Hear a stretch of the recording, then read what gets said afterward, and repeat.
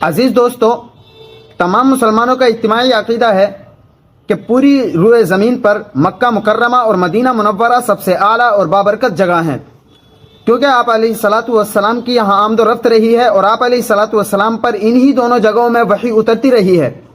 آپ نے یہودیوں اور مشرکین کو مکہ مکرمہ اور مدینہ منورہ کی توہین کرتے ہوئے سنا ہوگا، لیکن اس جاہل شخص کی بات سنیے، یہ مکہ مکرمہ اور مدینہ منورہ کی توہین میں کیا کہہ رہا ہے۔ تو خواجہ صاحب کے سامنے میں ہی نہیں کہتا، غریبوں کا یہ کہنا ہے، تیرا اجمیر ہی خواجہ میرا مکہ مدینہ ہے، مدینہ ہے، مدینہ ہے، مدینہ ہے، مدینہ ہے، تیرے صدقے میں جینا ہے، تیرے صدقے میں جینا ہے، تیرے صدقے میں مرنا ہے، تیرا اجمیر ہی خواجہ میرا مکہ مدینہ ہے، تیرا اجمیر ہی خواجہ میرا مکہ مدینہ ہے، مدینہ ہے۔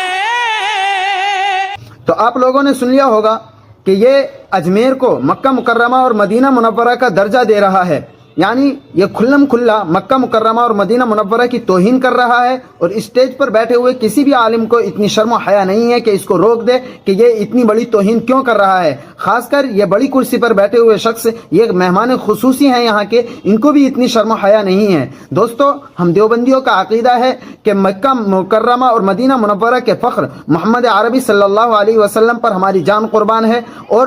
آپ کے شہر مکہ مکرمہ اور مدینہ منورہ کو ہم تمام دنیا کے شہروں سے اعلیٰ اور بابرکت مانتے ہیں۔ اگر دنیا کے کسی بھی شہر کو ان دونوں جگہوں کا درجہ دیا جائے تو مکہ مکرمہ اور مدینہ منورہ کی کھلم کھلا توہین ہوگی، لیکن یہ شخص کر رہا ہے مکہ مکرمہ اور مدینہ منورہ کی توہین۔ دوستو، آپ سے